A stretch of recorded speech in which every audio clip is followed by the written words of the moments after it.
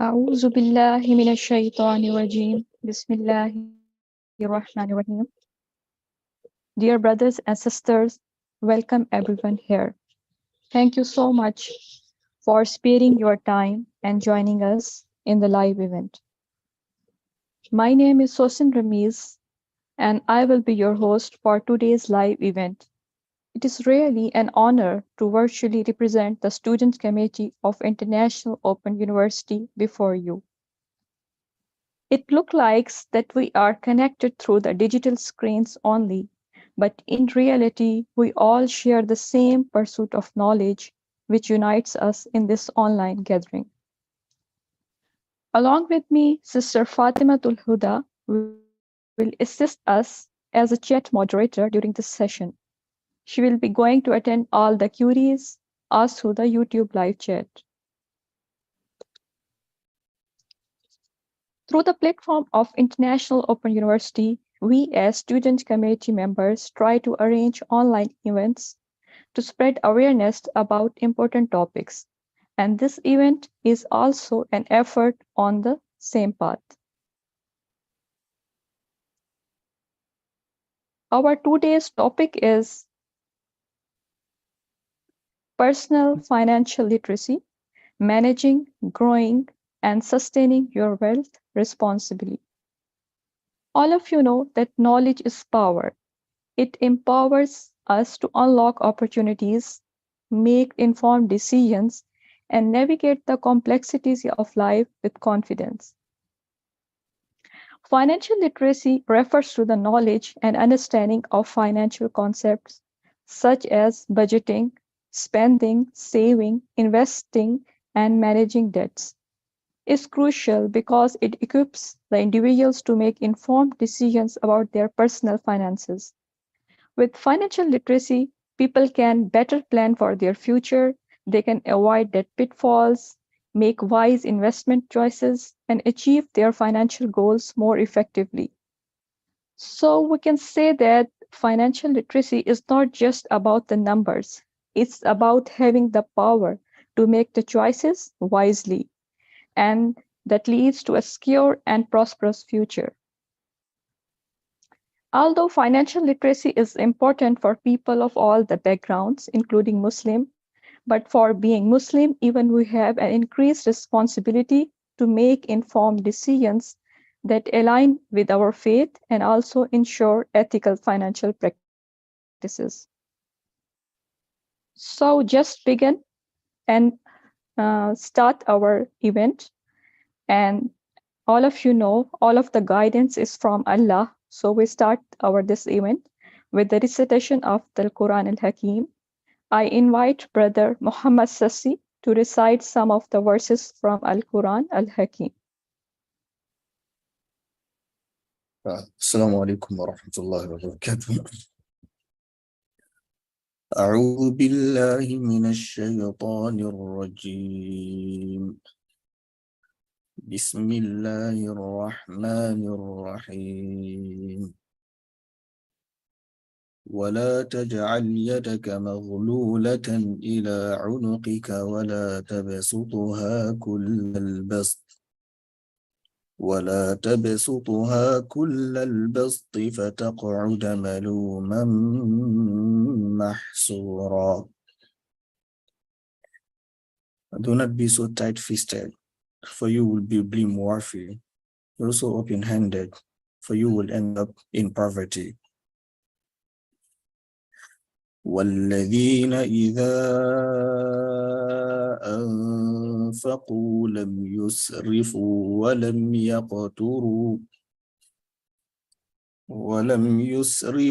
ولم يقتروا وكان بين ذلك قواما. There are those who spend neither wastefully nor stingily.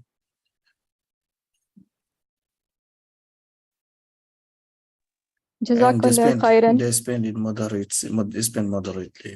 Inshallah. Jazakallah.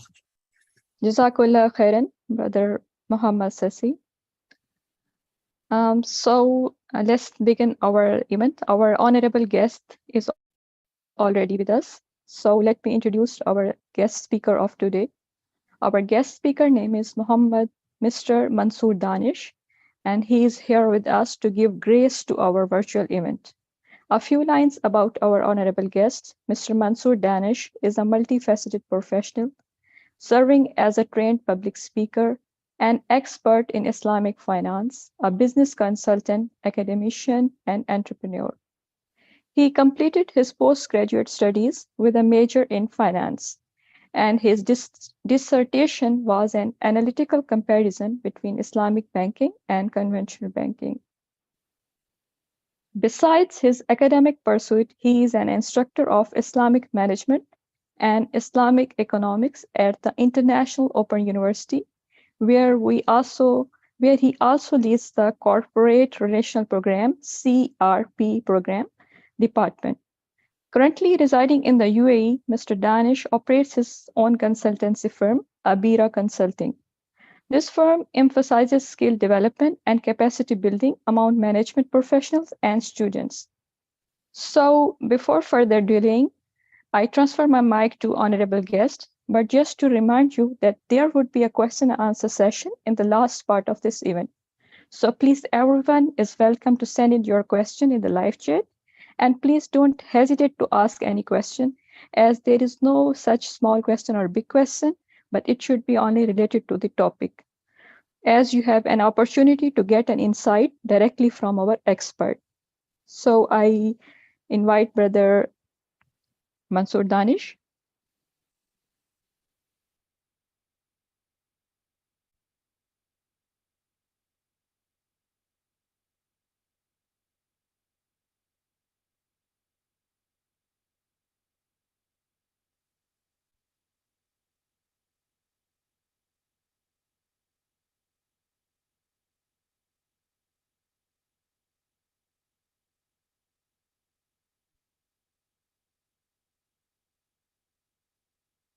Bismillah ar-Rahman ar-Rahim. Alhamdulillah. Wassalatu wassalam ala Rasulillah. We begin in the name of Allah subhanahu wa ta'ala. We praise him as he ought to be praised. And we send peace and salutation upon his last and final messenger, Muhammad Rasulullah sallallahu alayhi wasallam. Thank you so much to the IOU UAE Student Committee team for having me over for this session today. Barakallahu fikum. Today's session is all about managing of your money, your finances. It's on personal financial literacy. I will not say that I have reached a point where I can compare myself to a Warren Buffett, but we're all striving. We're all trying hard to get to a point where we are able to save money, we're able to spend money where it needs to be spent.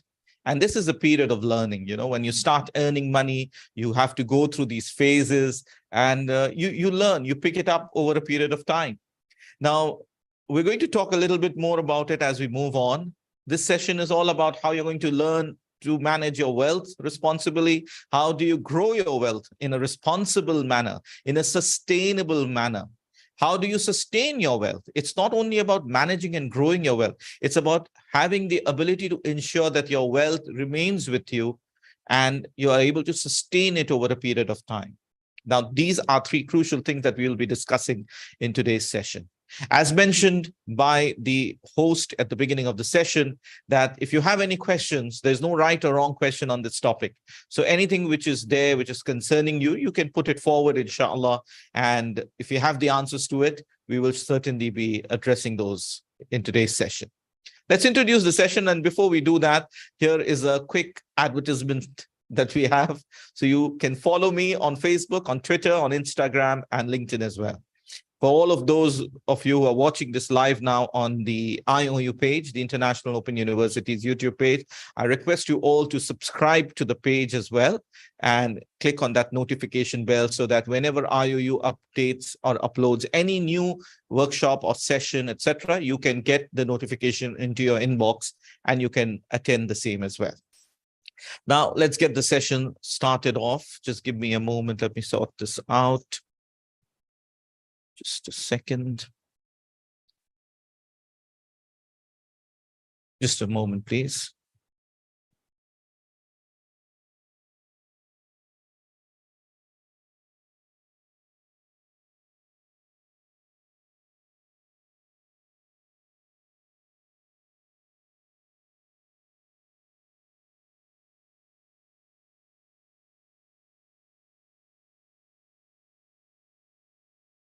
Yeah.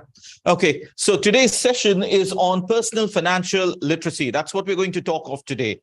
Now, the student committee has invited all of you to attend the session.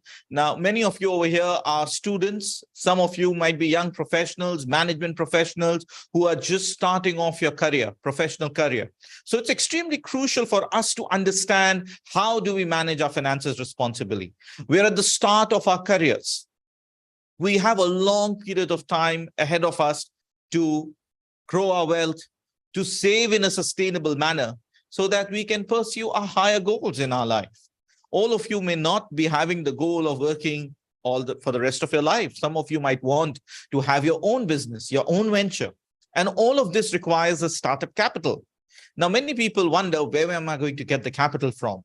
Well, you can save the money for your capital. That is your requirement. How do you do that? Well, you do that in a slow and sustainable manner. You start saving early and you save on an ongoing basis. And that's how you generate a huge corpus for yourself. But we'll talk about all of that later. This is extremely crucial because we have life decisions to be made. People want to go and perform Hajj in their life. For that, you need money. People want to go out and travel to their favorite destinations. You need money for that. From time to time, you might have requirements to upgrade maybe your vehicle. You want to you have a two-wheeler, you want to move on to a four-wheeler. You started off with a very basic model. Now you want to move to a higher model. All of this requires expenses, requires money, it requires finances. In addition to all of this, there can be other goals as well. For example, you might want to move in from a 1 BHK flat to a 2 BHK flat. You might have a commitment towards paying off rent, a higher rent. You might want to move into the city from downtown. So for all of that, you need money. And if you don't start managing your finances early, you will find yourself in a situation where you'd be running into huge debts. And we'll talk about all of that as well in today's session. Let's talk a little bit more about financial literacy. Why is it crucial for young adults? Because this is the age where you want to spend money. You want to get the best of everything. You want to have the best mobile in town. You want to ensure that you have the best of clothes that you're wearing. Everything needs to be A1. Everything needs to be the best. The brands are everywhere in front of you. They're glaring at you. And you're just waiting to spend your money and buy the most expensive outfit. Now, all of this is good. There's no problem with that. The issue is, do you have enough money to invest or to buy all of these things? And if after meeting all of these, do you have enough money to save for yourself? So we're going to talk on how we can look into finances. We'll also try to look at it from an Islamic perspective, because as Muslim professionals, and many of you who are joining this session would be Muslims here, you would be concerned on how we can make our money work in our favor, not only in this life, but also be of benefit for us in the next life. Because we know the hadith of the Prophet ﷺ that we will be questioned upon our money. How did we earn it? Where did we earn the money from? And where did we spend the money? We'll be questioned on that. Islam calls upon accountability and responsibility, even in our personal finances. It's not only that you have to spend your money in the cause of charity. Even if you're spending your money on yourself, Islam calls for accountability and responsibility that you have in terms of your spending. We'll be questioned on the day of judgment. In fact, an atom of deed that we've done will not go unaccounted. Everything will be questioned on the day of judgment. And therefore, we remind ourselves that finances and money, which plays a very important role in our life. Look, every day from the morning till the end of the day, 8 to 10 hours a day, you're working. And you're going to continue working. Once you've completed your studies, you're out there in the professional world. Whether you have a business, whether you're an entrepreneur, or you're working for a company, you're continuously engaging in work. So you're continuously going to get questioned. You're engaging in a lot of activities relating to generating money. And therefore, there will be accountability. These are the most active period of your life. On an average, a person spends 6 to 8 hours sleeping. That is 1/3 of his life. But it's about 8 to 10 hours, and in some cases 12 hours in a day that a person spends working, which is more than half their life, they are going to spend working and generating money and spending that money in different expense items which you will have. Now, that means these expenses are something which we shall be accountable for. And therefore, this session will try to inculcate in us those saving habits which are going to help us channelize our money in a manner which is pleasing to Allah subhanahu wa ta'ala. At the end of it all, after all, we want that even the money that we earn has the blessing of Allah subhanahu wa ta'ala. The money that we spend also has the blessing of Allah subhanahu wa ta'ala, so that my money grows. My spending should help my money grow. How can that happen? We'll talk about that as we move on in today's session. So let's define financial literacy at the outset. Now, most of you have joined us live on YouTube. So if you can share your perspective on financial literacy, please go ahead and type it in the chat box, while I'll continue to explain to you what financial literacy is all about.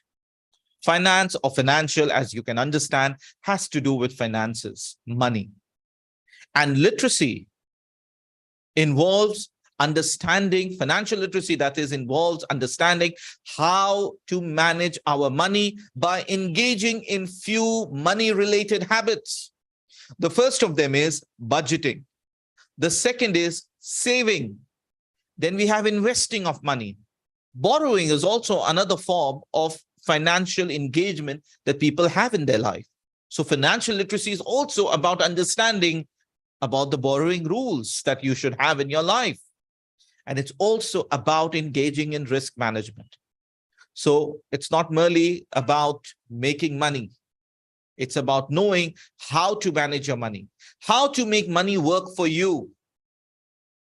People spend their life earning money. They keep on working hard and harder and harder and harder. They keep on working and creating wealth for themselves. But they don't know how to manage that wealth. They don't know how to invest that wealth. They don't know how to grow that wealth. They don't know how to engage in proper risk-taking techniques in order to grow their wealth, because they lack financial literacy. People may be skilled professionally to carry out their job. For example, somebody may be skilled in IT to know and do his technical work. I might be skilled as a teacher to carry out my teaching activities. You as a banker may be skilled to carry out your banking activities in an Islamic bank. And others may be skilled in the field of profession or in the field of business to carry out the business-related activities. But that does not make you financially literate. The amount of money that you create for yourself does not make you financially literate. It may make you a successful businessman because you know how to do business, but it doesn't necessarily mean you're financially literate.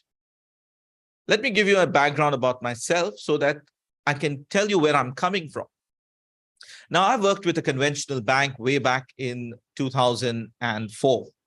I worked with them for nearly 5 years before I quit the conventional bank because of the obvious reasons related to riba.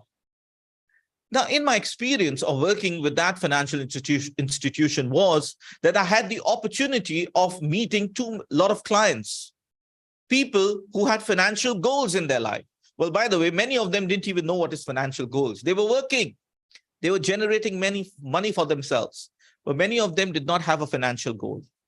So when I sat down to do their financial need analysis, I found out that many of them were earning, and back in 2005, 2006, I'm saying they were earning close to approximately $2,000 every month.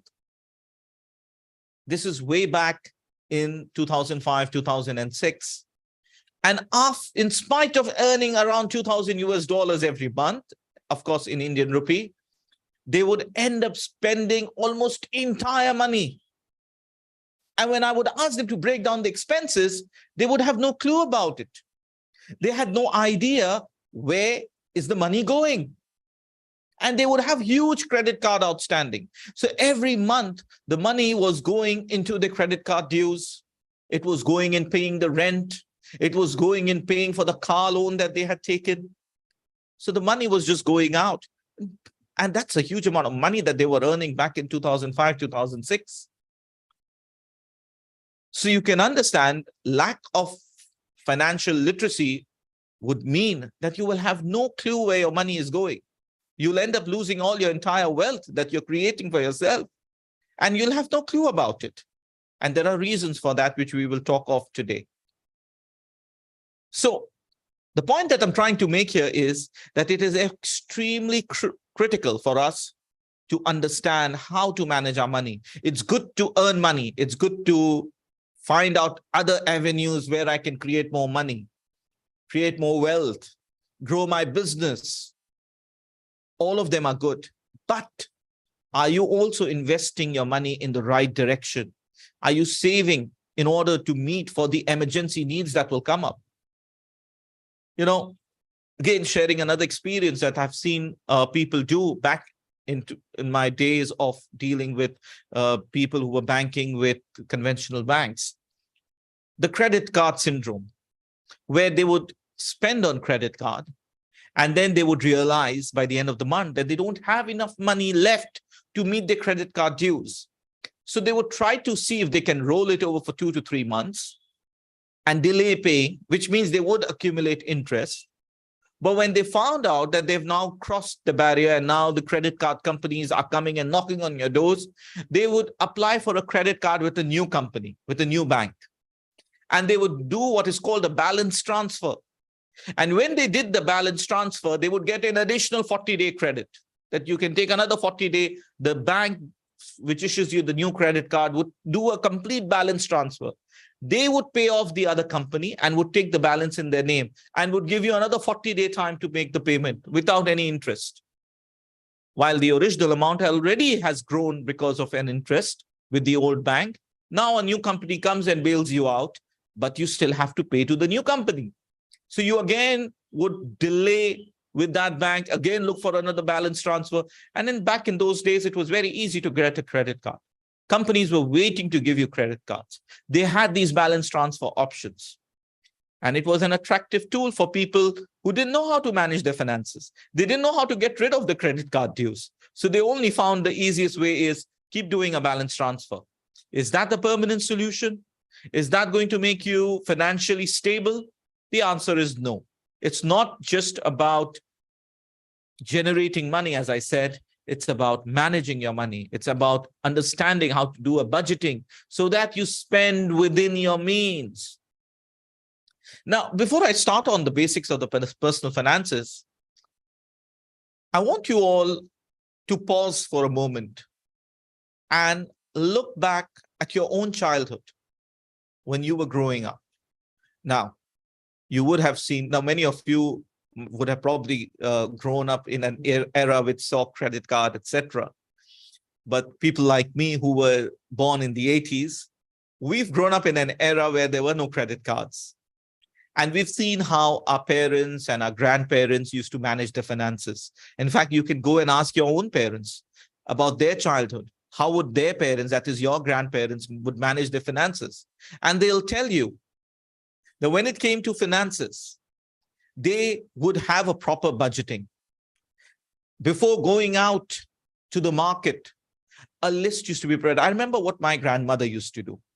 I remember my grandmother once in the week, she used to prepare a list of all the items that she needs for her kitchen, for the running of the house. And she would hand it over to my grandfather. And my grandfather would go to the local shop, to the local supermarket or the grocery shop. And he would just hand over and tell them to send the list of items which are there as per the quantification which has been given over there. The quantity is mentioned, just send us that number of quantity of items. That's it, khalas. And the items would come and it would run for a week. Or sometimes items would come and it would run for a month, depending upon the needs. Now, this meant that we were only buying what was needed. Today, when we walk into the supermarket to buy, we have offers. Buy 2, get 1 free. Buy 2, get the third or the 50% discount. So what happens is we end up getting into impulsive buying. We end up buying that which was not needed. We do what is called window shopping. So we keep moving from one counter to the other counter. What's new here? What's new here? Ah, the fragrance is nice. I think this is needed in my house. I didn't have this. You already have fragrance at home, but you want to buy something new. This is consumerism for us, that we end up buying that which we don't need right now. That which we don't need for consumption right now, we go ahead and buy. So we already have enough toothpaste at home to meet our needs for a month. But because there's an offer, we'll end up buying 2, thinking, well, we don't need anything for another 2 months. But what happens is, when we used to buy 1 toothpaste, back in the days, I'm talking about our growing years. So we knew that this is the only toothpaste which is there. We need to finish this before a new one will come. So we would try to extract as much as we could from that toothpaste before a new one would come in. Now, that's not the case anymore. Today, we waste toothpaste when we are using it. We waste the soap that we have today. Why? Because we know there's enough stock left. So even if this gets over, there's another stock waiting. The stock is packed. We've got enough in our stock to make up, even if there is no soap. So we tend to waste more. And companies want you to consume more, because the more you're going to consume, the more you're going to buy. The more you're going to buy, their revenue is going to grow. The more their revenue grows, their profit increases. But are you managing yourself in a hygienic manner, in a sustainable manner? Look, all these companies are talking about sustainability. I'm asking you as individuals, are you living a life of sustainability? Are you having a sustained lifestyle, sustainable lifestyle? So these are things which, when you ask your elders at home, you would understand that they never had Microsoft Excel tools. They never had applications on the mobile phone to manage their finances. And yet they were able to manage their finances in a streamlined manner, buying what they need. Today, we don't make a list. We know we need some items at home, but we don't know what we need. We know we need 2 or 3 items. So we walk into the mall, we walk into the hypermarket or the supermarket, and we end up buying that which we don't want. So budgeting is extremely critical, and we start off our discussion with budgeting. The most important basic of personal finances is it involves budgeting. Budgeting means to prepare your bill, to prepare your list of items that you need. It is going to help you track your income and expenses. You're going to be able to track on a monthly basis what are the items that you're buying. You'll be able to track how much you're spending on the items that you're buying. So budgeting allows you to have a proper track of the items that you're investing on or buying, not really investing, but spending on. It also helps you track your expenses that you're incurring on these items on a month-on-month basis. Did I spend more in the month of February? Why did I spend more in February? Why was my expenses more or less averaged out in the rest of the month? Maybe during the summer season, I'm spending more because I have electricity bills to pay because of the use of the air conditioners. So all of these are managed better when we are tracking our expenses. Today, we don't track our expenses. What we do is we have the money and we make the payment of our bills. At the start of the month, when the salary comes in, the dues for the credit cards are there, your electricity bills are due, your rent bills are due, your mobile bills are due. You just start clearing off all the bills. Done. All the bills are clear.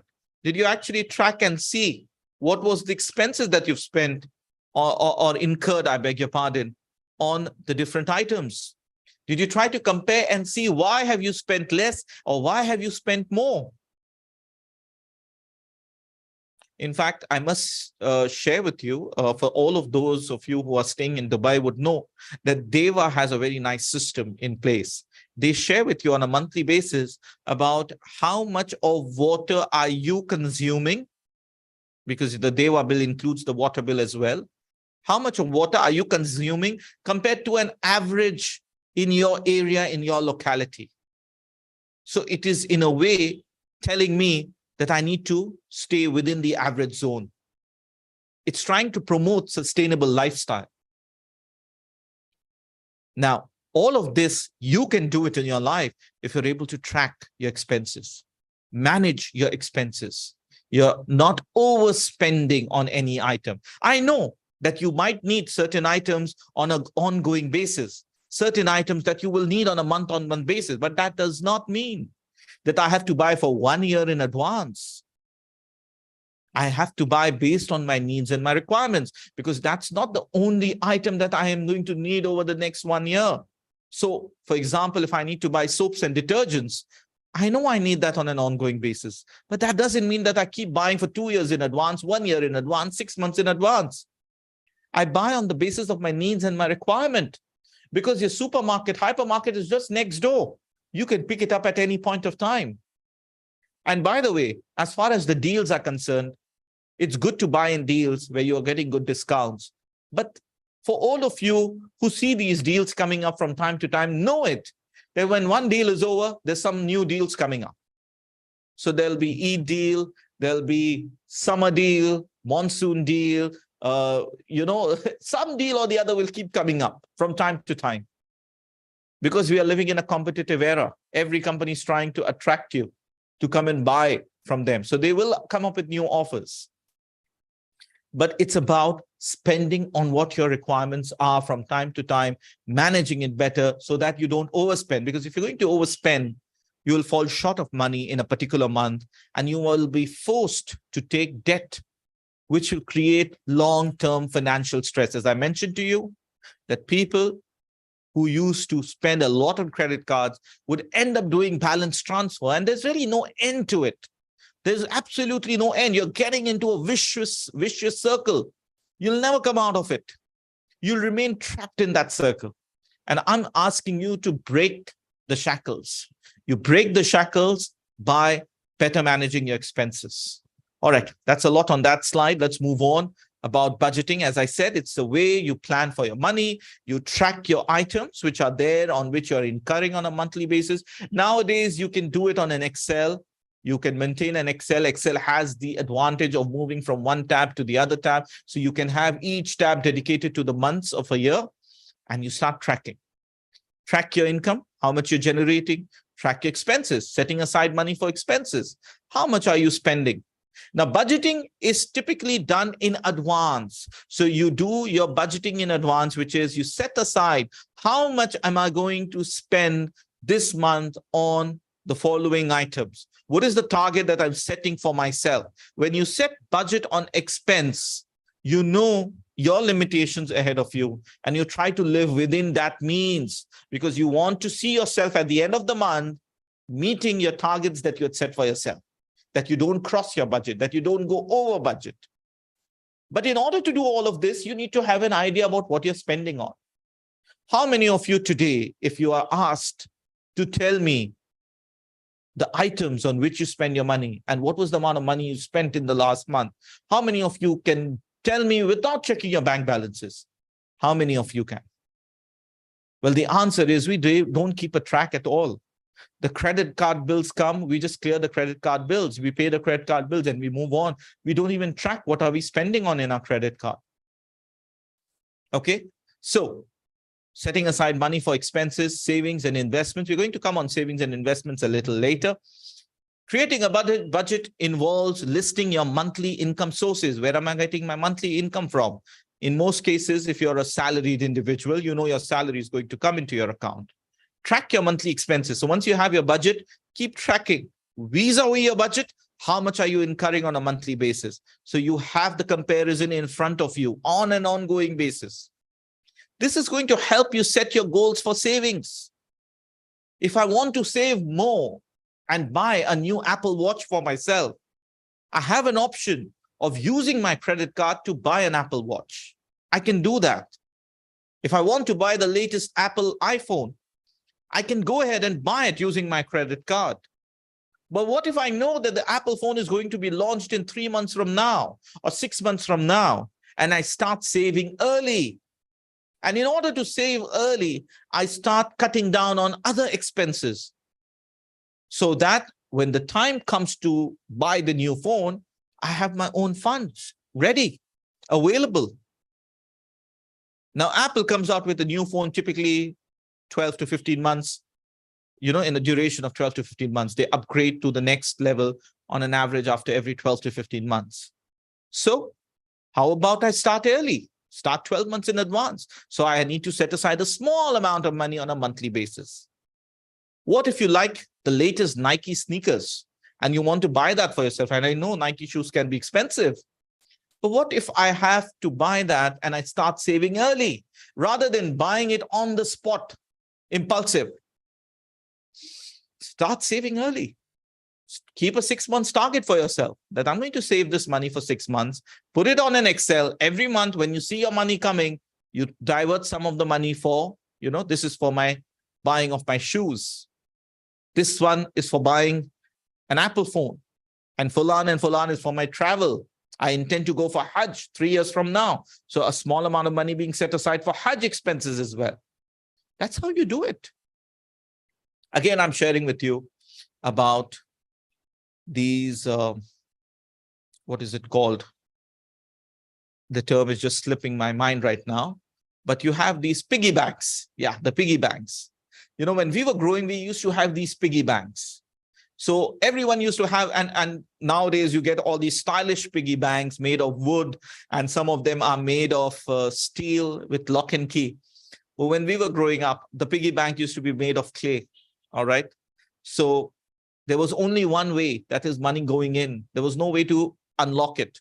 So we used to keep saving money on a daily basis. So whatever money we used to get as our daily allowance or a monthly allowance, or we never really got pocket money as when we were growing. I never received any pocket money. We used to get daily allowance. That daily allowance was money which included my fare for going to my school and coming back. So I would try to save whatever I could from there. And at the end of the day, whatever amount I could save, I would put it into a piggy bank. And I would keep saving a small amount of money into my piggy bank. And of course, whenever there was a need to buy something, the piggy bank wasn't very expensive. It was not very expensive to buy those piggy banks made of clay.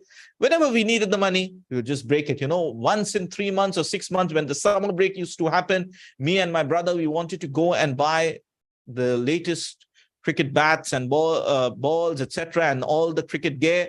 We would break the piggy bank and see how much have we saved for ourselves. He used to save in his own piggy bank. I used to have my own savings. And then we used to combine and go ahead and buy on our cricket gear. But that excitement which used to be there, that saving for a particular goal that we had set out for ourselves, and that happiness that we used to get at the end, that we never had to ask anyone. We used to just go up and tell our dad that, look, we want to buy these cricket gear, and this is the money we've generated for ourselves. And if there used to be a shortfall, he would always help us out by putting in the extra amount of money. But the point that I'm trying to make is that these were saving habits which was being inculcated into us from an early years. Now, I'm asking all of you to do the same thing. Now, with money coming into our accounts on a daily or on a monthly basis, if you're a working professional, I don't expect you to have piggy banks at home, those large, big piggy banks. You withdraw money from the bank. No, you don't have to do that. In fact, I've seen that the Emirates NBD has a very nice system in their banking or, accounts, in the saving account, where you can set your goal, and on a monthly basis or an ongoing basis, you can set the frequency. And you can transfer an amount of money for the respective goals. You can give an instruction as a one-time saving or a monthly saving or a weekly saving. You want some money to keep getting transferred into that goal. So you have these small goal tools. And what is it called? I'll just tell you right now, if I can quickly pull it out. So while it opens, I can just quickly tell you about that. It's just a second. Yeah. So while my app gets ready, the point that we're trying to say is that you have these separate goals set out for yourself. So you budget accordingly. So yeah, the product is called, just a moment. It's called Goal Accounts. Okay, so now under the goal accounts, you have options of saving money for rental savings. You can create new goals. For example, save a little day in 2023, do what you love, go to see new places, which means you start saving for your holidays. You want to buy something for yourself. You want to save for a rainy day. You want to do charity. So for that also, you can start saving money. You want to start your business. There is a separate goal account for that. Now, of course, we're not promoting any particular financial institution. All we're trying to say is that you have it nowadays ready with your bank's accounts are offering these options. So you can save money under different goal accounts.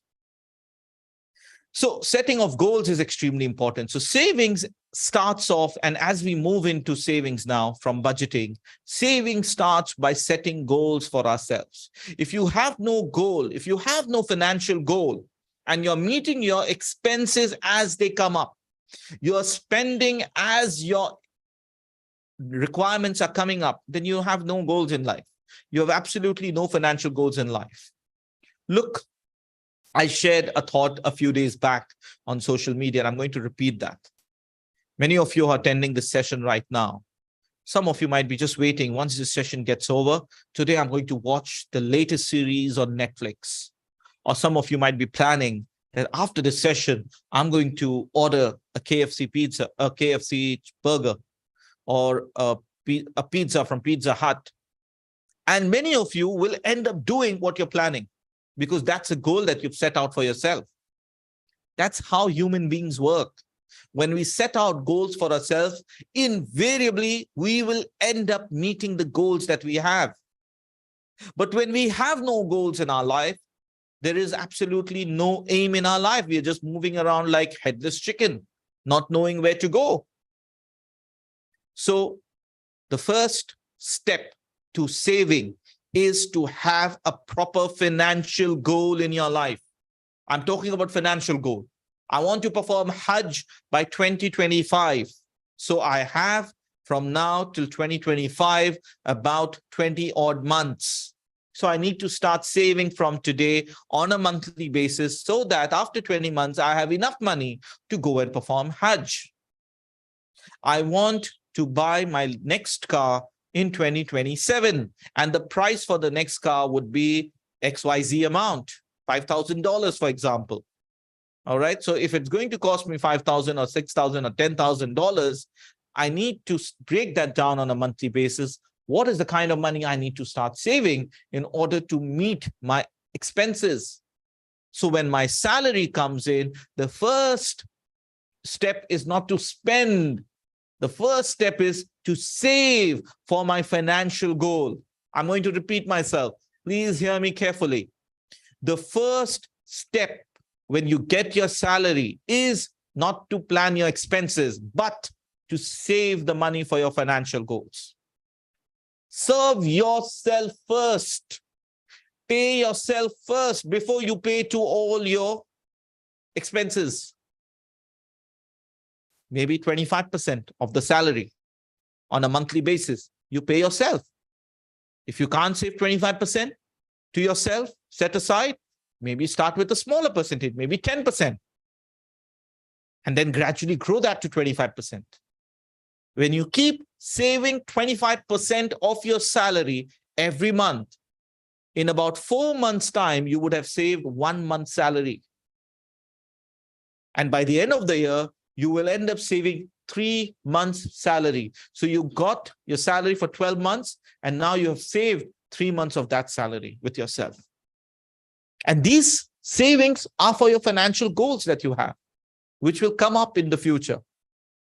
Maybe you want to invest in upgrading yourself, your skills, your knowledge. You want to move from one level in your career to the next level. For that, you need to invest in skill upgradation.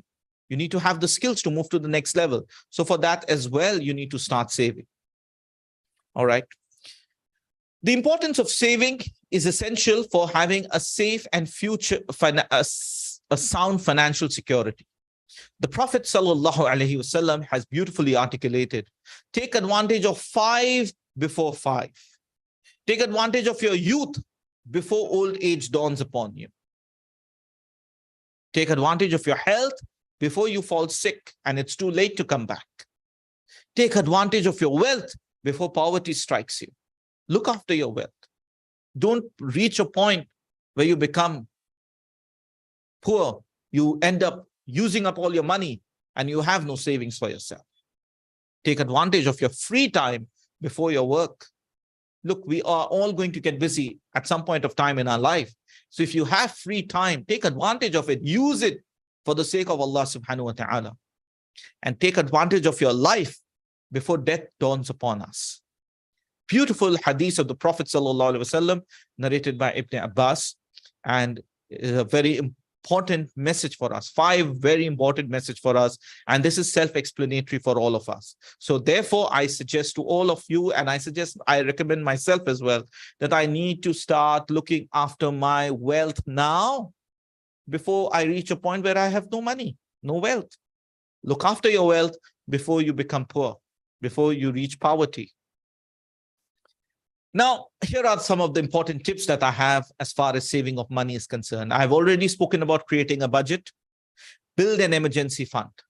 On an average, you have to target creating a 3 to 6 months of living expenses set aside for unexpected events. And with COVID, which happened in 2020, we know that emergencies or unexpected events can hit us at any point of time.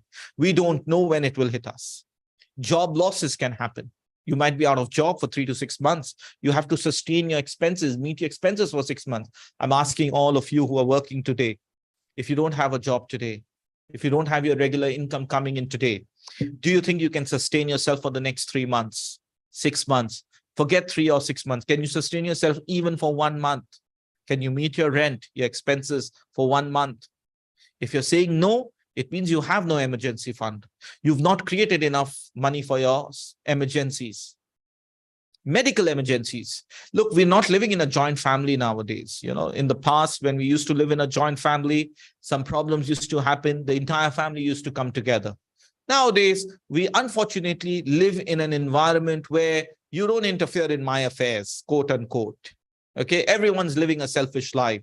Everyone is more concerned about, I need to save for my family. I need to save for my kids. Why will I spend on someone else's kid? He's earning. He can spend on his own kid. He never spent on me when my child needed money. So that's the kind of mindset that we're living in. It's a sad state of affairs, unfortunately. But keeping that in mind, you have these emergencies which will come up where you will have to fend for yourself. And therefore, you need to have that emergency fund created.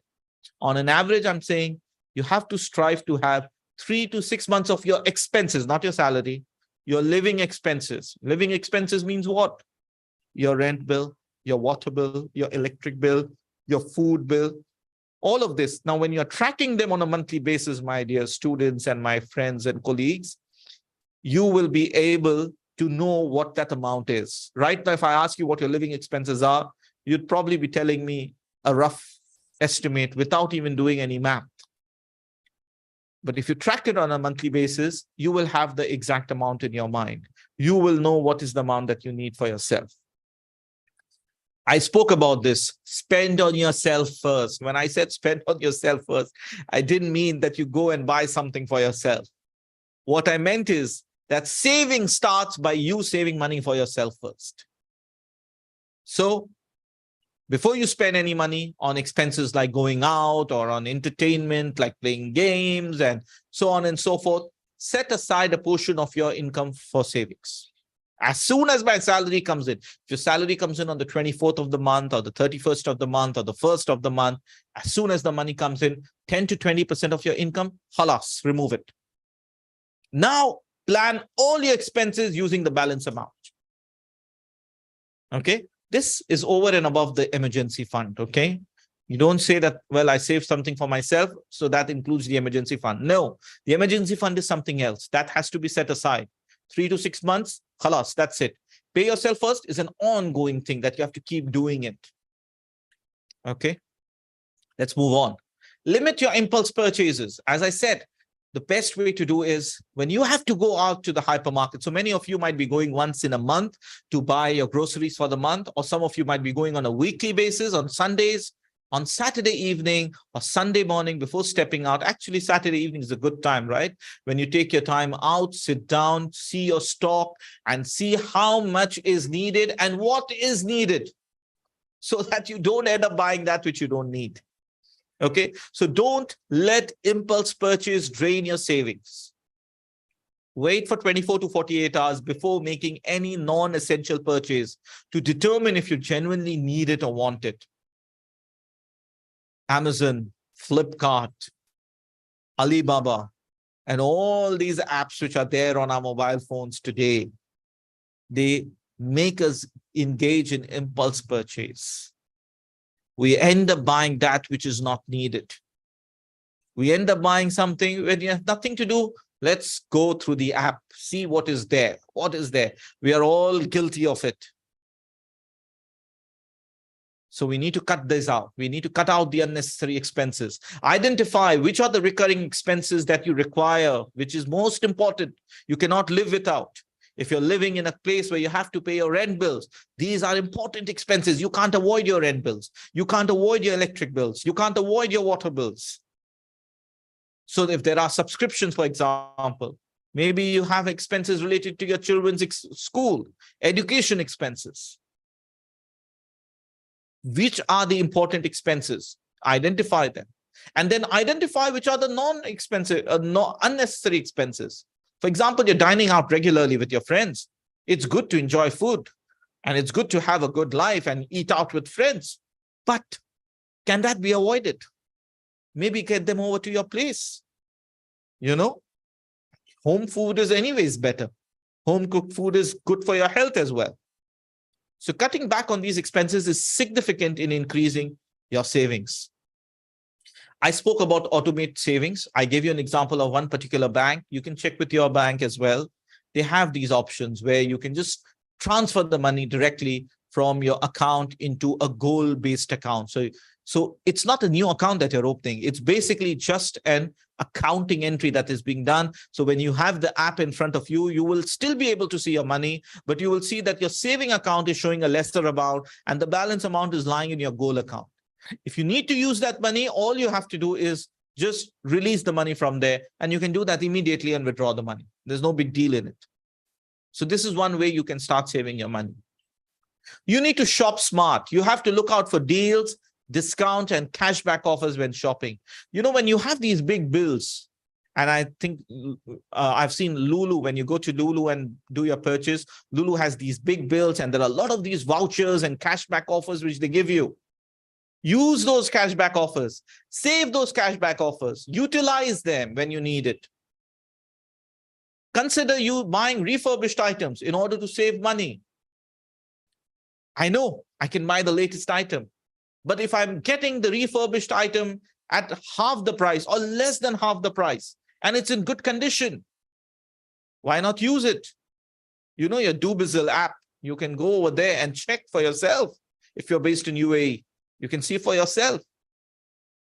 I mentioned this and I'm repeating this again. Limit eating out. Eating out is a costly affair. You know, when I moved into UAE, initially I was eating out. And I realized the kind of money that was going in eating out. So I had to learn cooking. And I don't really think I've learned how to cook, but I know how to survive now. I know how to manage myself. So by learning how to cook, I have seen the difference in my money which was spent in eating out. Even if I would go to the most basic restaurant to eat or a basic joint to eat on a daily basis, compared to the amount of money that I save now when I'm able to cook, huge difference. So limit eating out. Learn to pack your lunch. You know, these were things which were being done in the past. The problem is that we've got used to comfort. We want more and more comforts in our life, and that comfort becomes or comes at a cost. And that cost is going to eat into your savings. And we are trying to find out ways, healthy ways, hygienic ways to save our money. Minimize your debt. Stop using your credit card. Interest-based credit card is a killer. It's going to, increase your money that you're taking on interest and you're paying interest on it is not allowed. It's forbidden in Islam to engage in riba-based transaction. So you have to avoid the interest charges. If you have to go for student loans, there are interest-free student loans as well, where you get moratorium periods and you can take the student loan and you get time to pay them back. Identify the different options which are there. Don't go in for an option which is very easily available. Just do a bit of search, look around. If you can't afford a university, you don't necessarily have to go ahead and join somewhere where you have to pay a huge amount of money on loan with interest, etc.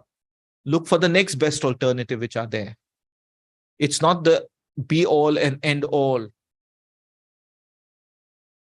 Live within your means. If you have an income level, and if you're saving money the way I have just told you, by paying yourself first, creating an emergency fund, and then planning your savings, you will end up living within your means.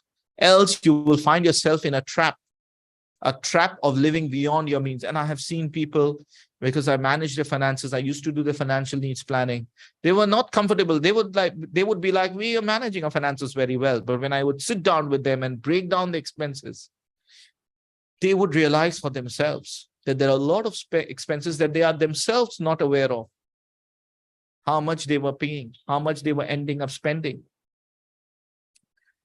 One of the good advantages in UAE that you have, especially in Dubai, is the use of metro. So if you know you can use a metro from one point to the other, and if it is more cost effective, use the public transportation. If you're living in a country where you can use carpool, which is cheaper, and if the petrol, of course, in UAE, the petrol price is not much. If you're in India, for example, the petrol price is a lot. So if you use your regular car for transportation, it's expensive. So if you are going to a place where you can avoid the use of the regular transportation and you can take a public transport, which is cheaper and can still take you in almost the same time, use it. Use the carpool option. These are ways to save money. Look, even if you do it as a one-off exercise, you'll be happy with yourself. You'll feel you've attained something in life. You took one step towards saving. You took one step towards your long-term goals. You want to start a business of yours 10 years from now, 15 years from now. You're saving money for that business, that venture of yours. These little savings that you're doing is all going to add up into a huge pool, which you can then utilize for launching your own business, your own venture. Student discounts are there. Many of you people will not be spending on your work, on your trainings, on your workshops. Why? Because it's expensive. When the discounts are available, take it. IOU, by the way, has the Ilm platform where you can get a lot of discounts and you can take up these short courses to upgrade yourselves. So I'm inviting all of you to visit the website of the Ilm Institute.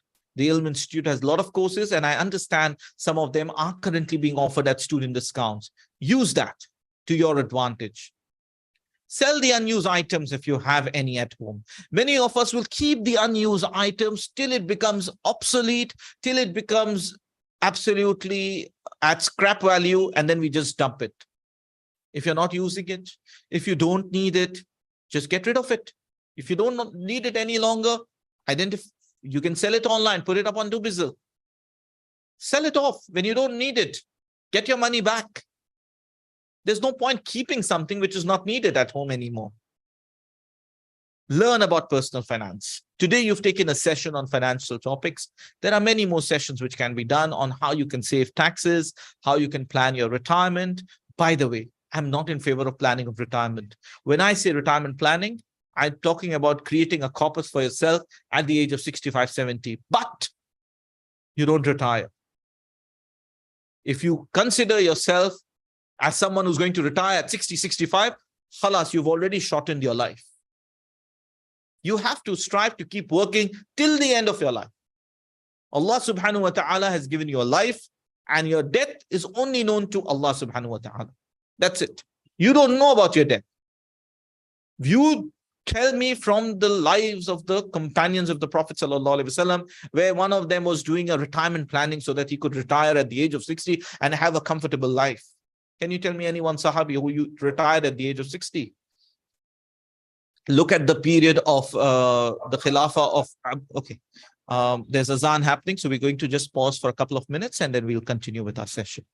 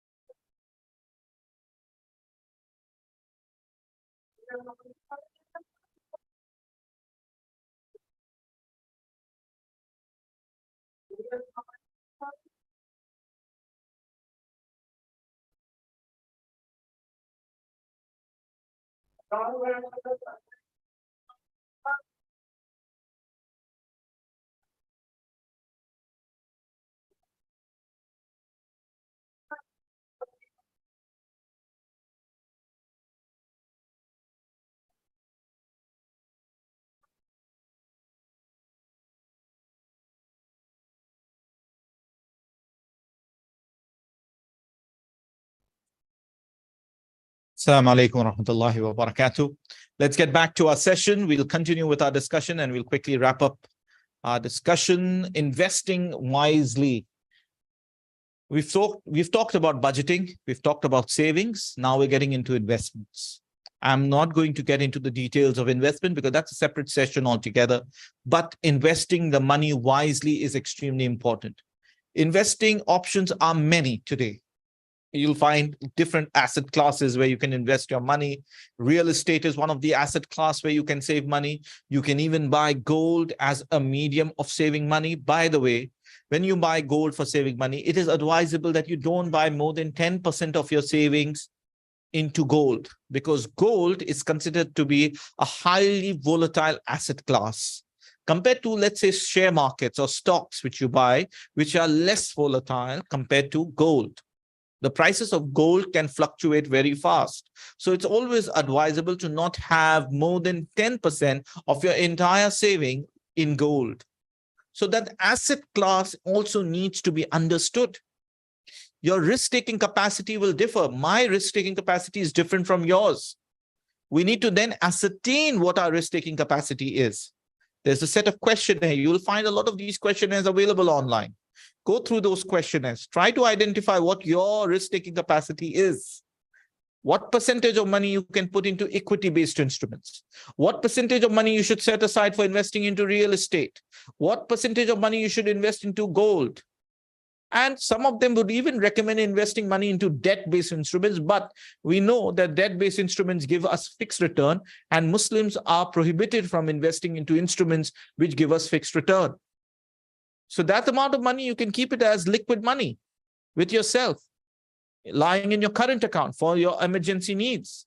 Set it aside, keep it aside. They may not generate enough money for you. They may not generate any money for you, but it's there to meet your short-term needs. But for your long-term needs, because investing is generally done keeping the long-term in mind. You don't invest in real estate because you need the money after a month. You invest in real estate because you don't need that money for a long period of time. So identify these asset classes that is suitable to your risk-taking capacity. Now, once you've done that, we then come down to individual instruments that you can buy.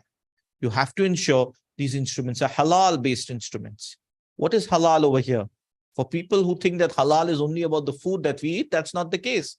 Halal is even in finance. Halal in finance means avoiding prohibited activities like interest-based instruments, riba, or gharar, or investing into haram industries. For example, investing in alcohol-based industries, gambling-based industries, invest in industries which promote pornography and so on and so forth. You don't invest in all those industries. You identify halal industries, and then you invest accordingly. Now, we're not getting into the details of this because that's a separate lecture altogether, and we don't want to confuse things. We need to have a separate session for that. The Islamic investment principles is that the halal investments must comply with the Islamic law. They should avoid what is called riba.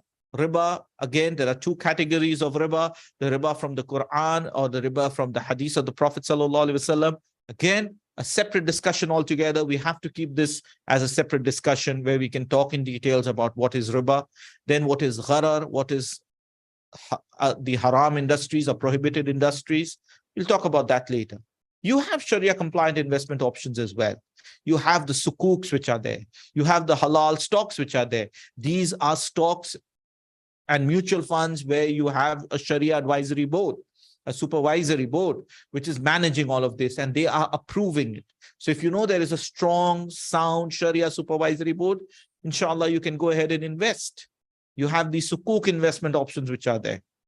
You can invest in them. And there are plenty. If you're in the Middle East, you'll find a lot of these Sharia compliant investment options available, which you can invest in. Okay, riba or interest is prohibited in Islam. So we're not even getting into this discussion. We have to avoid debt. It is important to live within our means, avoid unnecessary debt, and ensure that any loans that we are taking is Sharia compliant. So if I have to take a car loan, I try to take loans which are interest-free loans. If I have to buy a house, I go for houses which are based on the principles of murabaha and not on the conventional interest-based securities. So all of that you have, again, we have to keep a separate session for it. But the point that we're trying to say is identify the Sharia compliant options which are available and look for those kind of investments, avoiding debt completely. Now, here is an important point. There might be times when it becomes an issue of life and death, and you have to save a life. And in order to save a life, you have no money and you're forced or inclined to take interest-based loan. And there is no other way out. Nobody's helping. As I said, we're living in, unfortunately, an environment where many of us become so selfish that we are not ready to part with our money. If you're living in such an environment, in a situation like this, it is best that you try to avoid debt. But if you cannot, and you have to save your life, if there's a family member who's not well and you need money for medical expenses, and the only option available is a loan, you have to take a loan to save life. In such cases, as an exception, because it is a matter of life and death, some scholars have permitted the taking of loan. But by and large, you have to avoid all of this. Okay. Again, you know, the outcome of taking high interest-based loan is that you will find yourself struggling to make payments. Nowadays, with job losses happening, COVID has also created a kind of an environment where many people found themselves out of job. Businesses were suffering and struggling because they could not generate the revenue they were generating earlier. In situations like this, you'll find yourself difficult to meet your EMIs.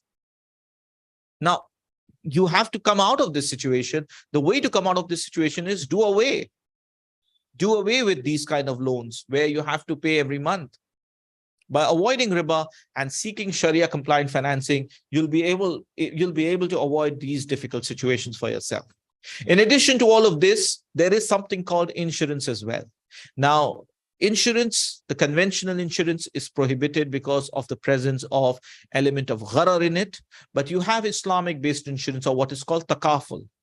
And nowadays you have Islamic insurance to cater to your health requirements, to your medical requirements, and also related to your life, which is called takaful, which is a Sharia-compliant alternative to conventional insurance. Identify some good products, invest in them. These takaful are based on mutual assistance and a shared responsibility. The objective is we're coming together with the objective of helping one another. The objective is not to save in insurance for our own selves, but rather to help one another. Everyone comes in with that intention. And intention, by the way, is the soul of any action that you engage in Islam. Just like our body has a soul, without a soul, we are dead. Likewise, our action in Islam is based on the soul, which is the intention. Having the right intention is so critical in any deed that you're doing. Most important way of growing your wealth. And I'm telling you, this is tried and tested. You invest your life, your money by giving charity. Zakat is the mandatory charity. This is what Allah has asked you. Allah has asked you to give you 2.5%. But there is sadaqah. Sadaqah is a voluntary savings, a voluntary charity that you're doing. Allah subhanahu wa ta'ala has given you a minimum threshold of 2.5%, but nothing has been mentioned about sadaqah. You can keep giving as much as you want. You take responsibility of people. You take responsibility of those who are not able to send their children for education. Sponsor someone's education.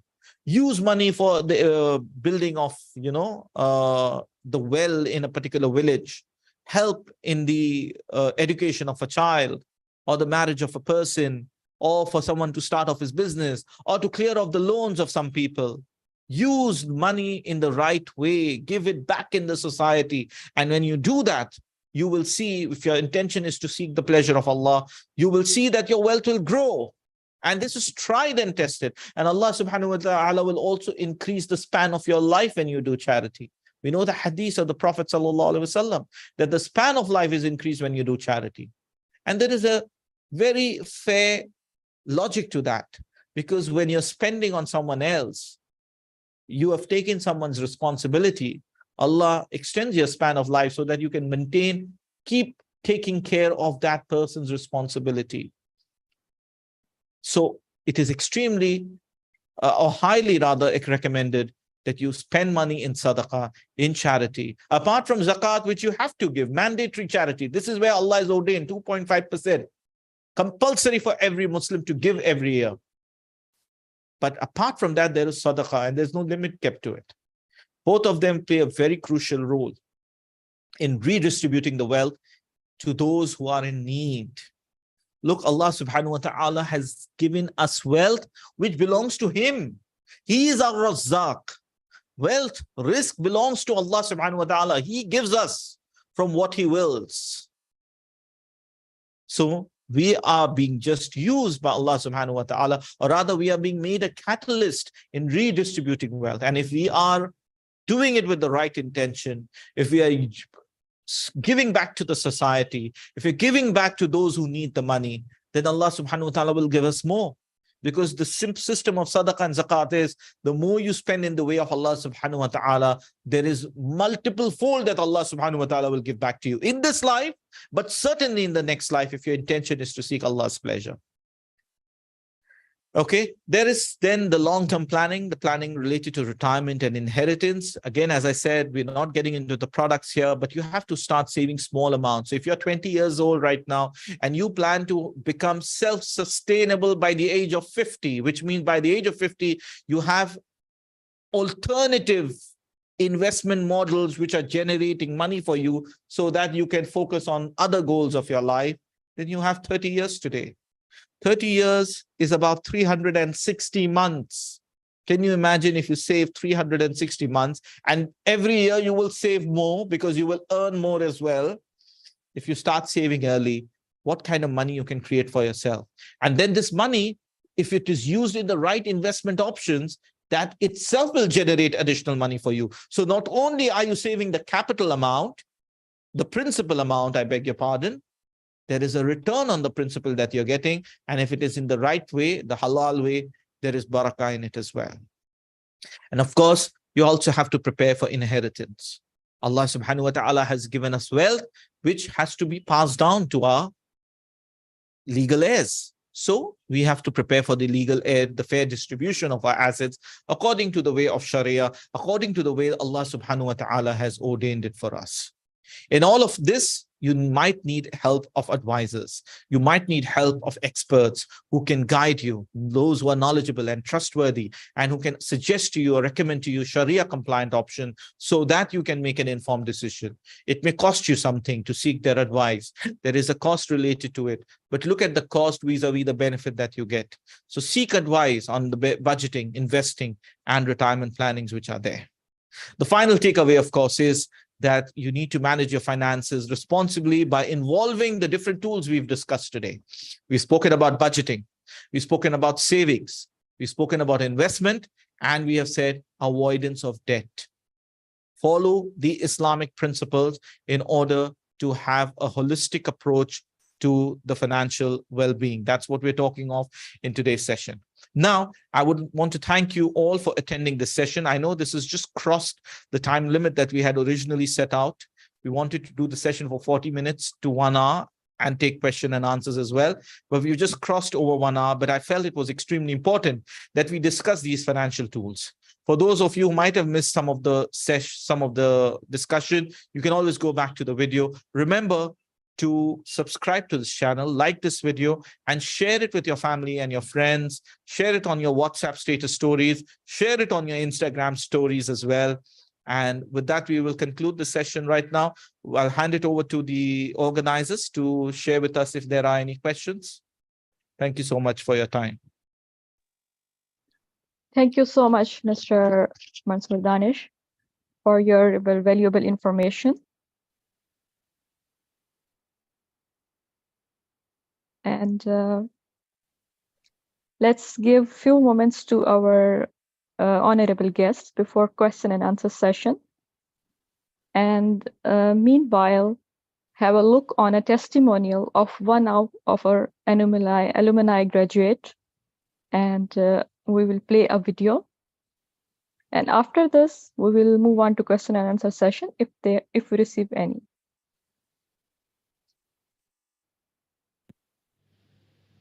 Assalamu alaikum wa rahmatullahi wa barakatuh. My name is Khadija Maklan, graduate of Bachelor's of Science in Psychology program, and I'm truly honored to share my personal journey. Alhamdulillah, my journey of studying at IOU has been phenomenal. It was not just about gaining theoretical knowledge of psychology from an Islamic perspective, rather it was a journey of self-discovery, a journey of self-development, and a journey of self-transformation. It had helped me immensely in improving my relationship with Allah subhanahu wa ta'ala and also to understand the dynamics of relationships. Studying psychology in an online environment was an enlightening experience. The program seamlessly combined the principles of psychology with the wisdom of Islamic teachings, creating a holistic framework which I truly believe is essential for understanding human behavior and promoting well-being. The flexibility of online learning has allowed me to balance my academic pursuits with my personal and professional commitments, and that's a bonus that we all enjoy at IOU, proving that quality education knows no boundaries. From the moment I embarked on this educational odyssey, I was captivated by the seamless integration of psychology and Islamic teachings. Our program has truly been a bridge that connects the insights of modern psychology with the profound wisdom of Islamic principles. And this interdisciplinary approach has not only enriched my understanding, but it has also empowered me to address the complex psychological challenges of our time. And one of the most remarkable aspects of our program is the opportunity to learn from diverse faculty with expertise spanning psychology and Islamic studies. And their guidance and mentorship have been truly instrumental in shaping my academic journey and nurturing my intellectual curiosity. I'm confident that when BSc Psychology graduates will step into the real world, they will be a catalyst of change, advocates for well-being, and champions of the harmonious integration between psychology and spirituality, inshallah. As our experiences have not only shaped us academically, but also have instilled within us a profound sense of purpose. I urge everyone having curious minds to embark on this beautiful journey to experience closeness to Allah subhanahu wa ta'ala, to reform themselves physically, emotionally, psychologically, and spiritually, and together improve their relationships with their near and dear ones.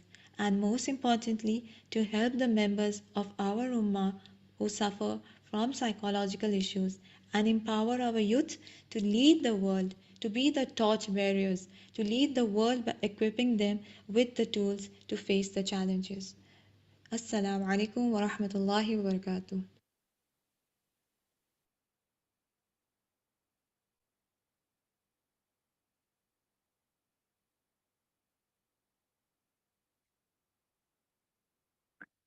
So she was our sister, one of the graduates, Khatija Maklai.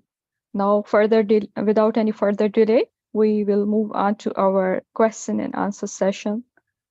So, first question is regarding, brother, would you like to share your email address?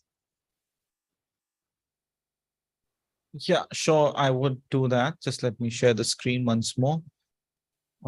Okay, I'm sharing it in the chat box here. Okay, thank you so much for giving me the access. So you have my details here, by the way. So you can just, my Twitter, Facebook, Instagram, and LinkedIn is there. So if you just connect with me on any of these platforms, you can send out a message to me, inshallah ta'ala, and I will respond to you in due course of time. I might be a little slow in responding, but I would surely get back to you, inshallah ta'ala. So that's one of the ways you can connect with me through Facebook, Twitter, Instagram, and LinkedIn. Thank you. Thank you. I have some questions, so I have lined up few of them. And other is, can you little bit talk more about the sukuk? I think you talk about in the investment section. Yes, we were trying to avoid getting into the details, but just to give you a brief idea, and I can see the question has come from Safa Sohail. She wants to know about sukuk. So sukuk are basically Islamic financial certificates. Now, like traditional bonds, which are given by conventional banks or companies or institutions which issue bonds, they give you fixed returns. Sukuk, on the other hand, there is an underlying asset. So the money that they generate or they gather as capital, they use it for investing it into different asset classes, tangible asset classes, and these assets would be generating some returns, and that return is shared back with those who have invested in sukuk as profits. There can be different categories of sukuk. There can be ijara-based model sukuk. There can be musharaka sukuk, mudaraba sukuk, and istisna sukuk, and so on and so forth. However, as we get into the details of the product, we will end up confusing everyone over here who's in the session. For that, we will have to have an exclusive session because that is a technical aspect, which I don't feel we should get into in today's session. Okay. So I have one other question. This is regarding the use of credit card and debit card, like how we can manage well both of these cards. Sure. So the question from is on credit card, the management of credit card and debt management and debit cards and so on and so forth. Now, debit card, of course, is linked to your account. So when you're using a debit card, the money is automatically getting deducted from your account. So if you don't have money in your account and you use a debit card, the transaction will not happen. It will get declined. But credit card is like a pre-approved loan which is given to you. So the credit card has a limit. For example, your credit card says 10,000 dirhams, which means that you don't have 10,000 dirhams with you. This is the money which is lying with the bank or the issuer of the credit card. But the issuer of the credit card is saying that, well, I'm giving you the limit of using up to 10,000 dirhams. And when you use that 10,000 dirhams, your bill runs on a 40-day cycle. So within that 40-day cycle, you have to clear the payment. Now, when I say 40-day cycle, it's not from the point of purchase. The 40-day cycle is fixed. So if you buy something on the 38th day or the 39th day, you will have only 1 day to clear off that bill. Otherwise, or rather, it will fall in that cycle, in that billing cycle, because once 40 days is over, your billing cycle starts. So your bill is getting generated. So with credit card, what happens is you get a very short duration to clear off your credit card dues. In that short duration, if you clear off your dues, you don't pay any interest back. But if you fail to clear your dues, then you will have to pay interest not on the outstanding amount, but on the purchase amount. The purchase amount. So that's a huge amount that you will end up paying. And then these interest is being charged on a monthly basis. And some of the interest rates can go up to 2.55, 2.99 to 3%, which is an annual interest rate of 36%. That's a huge amount of interest that you will end up paying. And of course, interest is prohibited as well. So it is best to avoid credit card transactions. However, if you are in a situation where you're using a credit card, you have to ensure that you're clearing off your credit card dues. Now, for debt management, I said, it is best not to use credit card. Don't use a credit card. Live within your means. If you create an emergency fund, like I told you, if you've created your financial goals, as I mentioned to you, you'll never need the credit card in your life. Look, people were living for so many thousands of years without credit cards. We've lived and survived without credit cards for so many years. So we really don't need credit cards right now. As you are in the start of your career, you need to find out ways to save money so that you become financially independent. Please understand, my dear students, you are not financially independent by virtue of, earning a certain amount of money every month. You might be working in the best company. You might be living in a developed country, in a developed economy, generating huge amount of money every month as salary. That doesn't make you financially independent. What makes you financially independent is whether you have created an emergency fund for yourself, 3 to 6 months, and of your living expenses, I beg your pardon. And also if you have financial goals and you're saving for those financial goals. I want to, for example, upgrade from PlayStation 5 to PlayStation 6 or PlayStation 4 to PlayStation 5.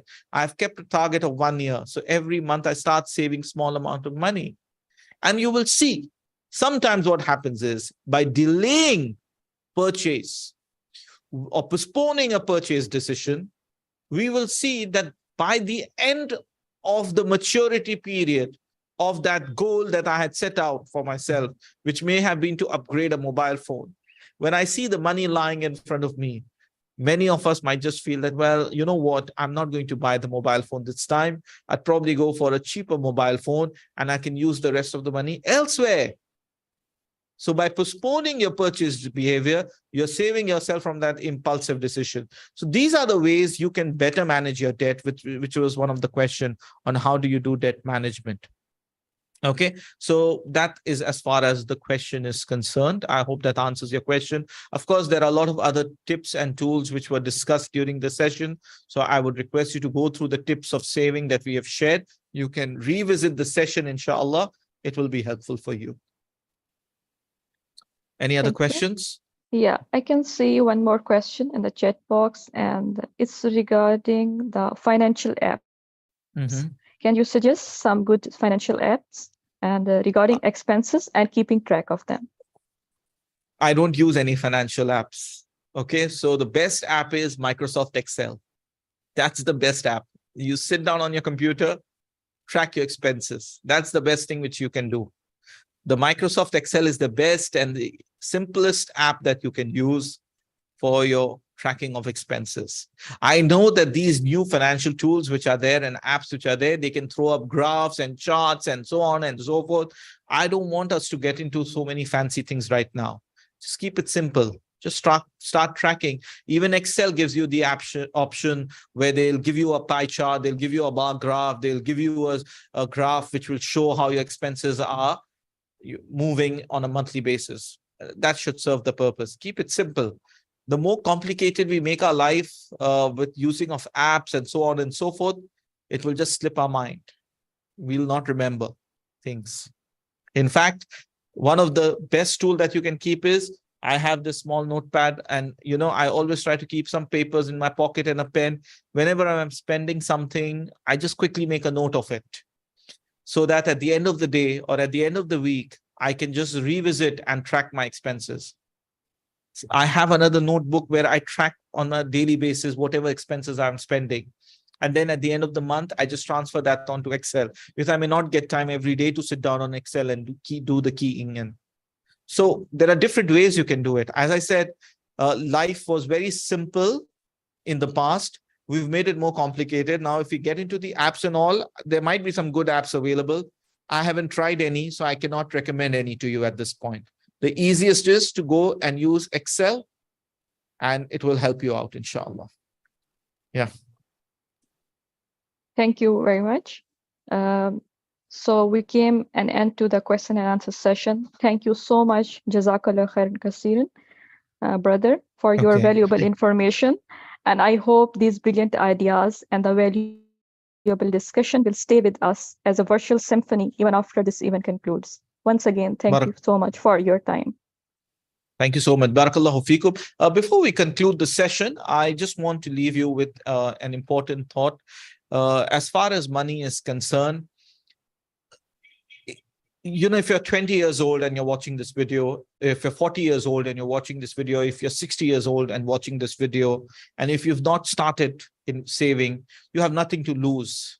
You can start today as well. It's extremely important that you make the first move in your life. What happens often is that we rue over the missed opportunities in our life.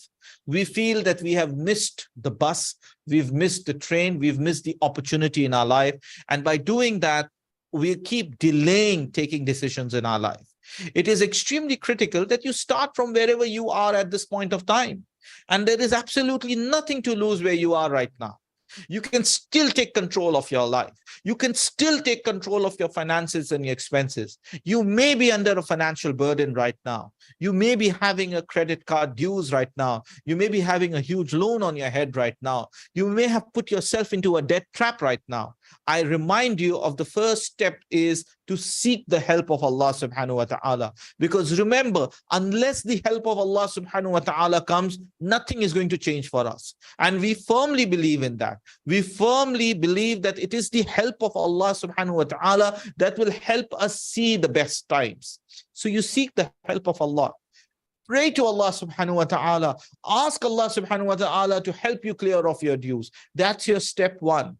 Step two is to make a strong resolve to avoid getting into loans in your life. It is easy to take loans. It is easy to get into a debt. It is difficult to come out of the trap. So make a strong resolve in your life that you have to live within your means. It may mean sacrificing some of the good of life. You might see so many people enjoying life around you. How many of them are actually living off the savings that they have generated? Very few, trust me, very few. Most of the people are spending money that they don't have. They're using their credit card, they're taking their loans, they're living these comfortable lifestyle, but they have huge EMIs to pay. I'm suggesting and recommending to you that you're at the start of your career. Make a strong resolve that you live within your means. Start taking going for halal options, inshallah. There are a lot of Sharia-based options. And by virtue of living in the Middle East, you have so many options available for you. Utilize the halal options that are available. Last but not the least, as I said, seek the views of the expert who is there. Why I say that is, when a doctor has to operate on their own family member, like if a doctor has to operate on his child, his son or his daughter, his hands might tremble out of fear that what if I make a mess of it? But when the same doctor is operating on someone else with whom he does not have a blood tie, his hands will operate efficiently and effectively. The point that I'm trying to say is that your finances, when you are managing your finances, your personal emotions will come in. You're going to start thinking emotionally about your money, about your investments, about your savings. You have to take risks. Do you know that the way you grow your money is through taking risks? But the moment you have to take risks, your personal emotions come in, your fears come in. Take an expert view. Take the view of an expert, an advisor who can guide you through the halal means, through the Sharia compliant means, who is knowledgeable in his field. Take his view. That's how you're going to progress and manage your finances better. I would like to thank the IOU UAE Student Committee team for hosting this program. I would like to thank the International Open University. By the way, those of you who are watching this session, the IOU offers a lot of programs, and we are currently in the process of enrolling for the fall 2023 semester. So we have programs on Islamic banking and economics, business administration, Islamic studies, Arabic language, education, psychology. So many programs are there.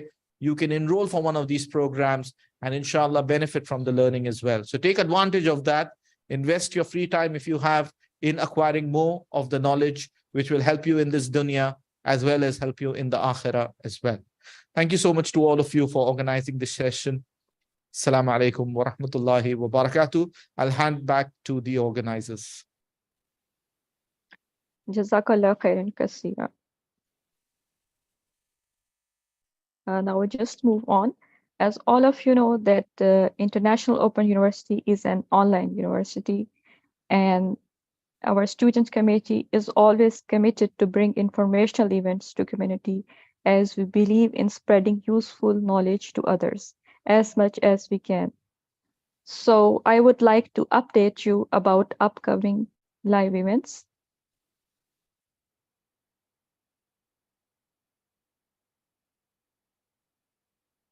So our upcoming live event is Light in the Darkness. It is by our sister Khatija Maklai, our graduate alumni student.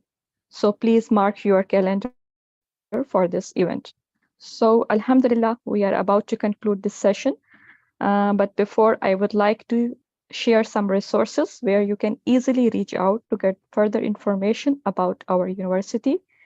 And you can get information through IOU UA Student Committee, IOU Help Desk, IOU Info Desk, and you can also browse through our website www.iou.edu.gm.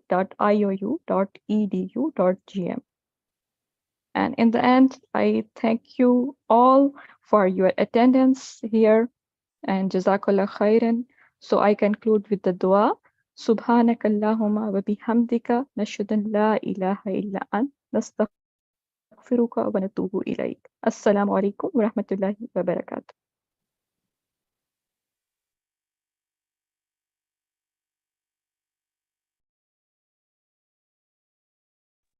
I haven't left this session yet. I hope the session